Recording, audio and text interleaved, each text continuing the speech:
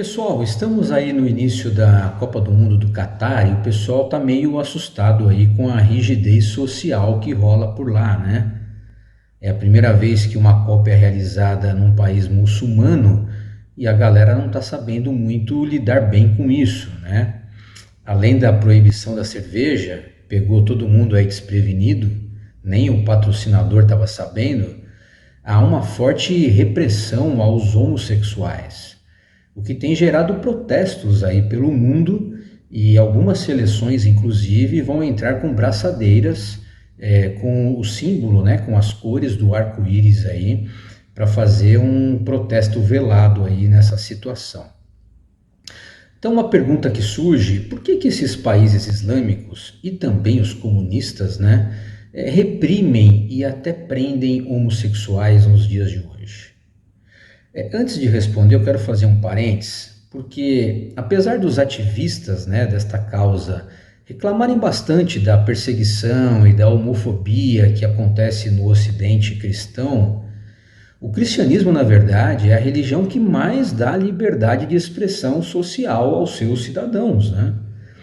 Essas sociedades, geralmente, elas são democráticas, são livres, são abertas à pluralidade de pensamento e expressão política, social e até sexual. Então, voltando agora à pergunta, por que é que as sociedades com domínio muçulmano, né, e comunista não toleram comportamentos homoafetivos? Na verdade, eles consideram que o comportamento gay atrapalha os planos expansionistas, né? Muçulmanos e comunistas têm no cerne do seu movimento a conquista e o poder. Eles precisam dominar outras culturas para continuar avançando com o controle mundial da sua ideologia. E eles acabam vendo nos homoafetivos aí maior fragilidade e principalmente impossibilidade de procriação. Esses regimes autoritários precisam crescer numericamente para aumentar suas fileiras aí nessa guerra ideológica e revolucionária. Esse, por exemplo, tem sido a tática aí de crescimento islâmico na Europa, né?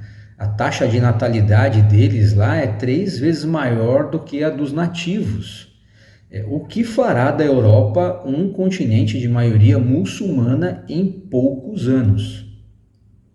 E os comunistas, né, chegaram ao absurdo de considerar os gays como doentes mentais. Então eles perseguiam, prenderam e descartavam os gays da sociedade com a maior desfaçatez, né?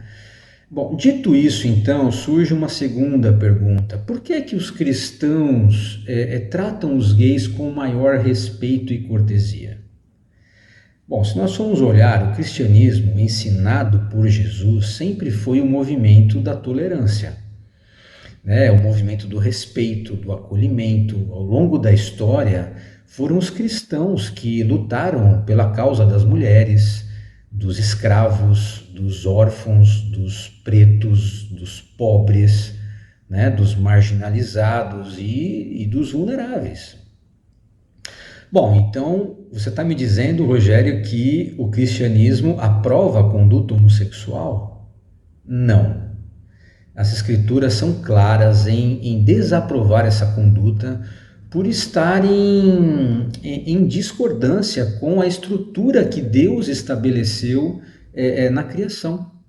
Ele fez macho e fêmea para os dois se complementarem. E não há completude nas relações homoafetivas, né? Eu não estou dizendo que não há amor, estou dizendo que não há completude, porque eles não geram filhos, eles não geram vida, eles não reproduzem a espécie. Ah, mas existem héteros que também não geram filhos. Ok, mas isso é a exceção, não é a regra. Então, a estrutura que Deus estabeleceu é para a procriação da espécie. Agora, então, surge uma outra pergunta, né? Então, por que os muçulmanos não tratam os gays como os cristãos tratam? A mente muçulmana, gente, ela é religiosa.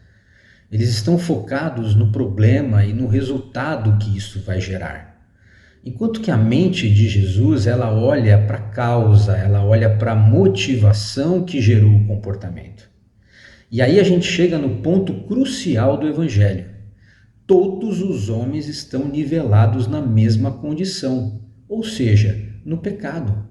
Todos estão afastados da presença de Deus. Homo, hétero, branco, negro, rico, pobre, não importa. Todos carecem de um caminho que nos leve a Deus. E esse caminho é uma pessoa, é Jesus Cristo. Então, quando entendemos que ninguém é melhor do que ninguém, tratamos todos com respeito.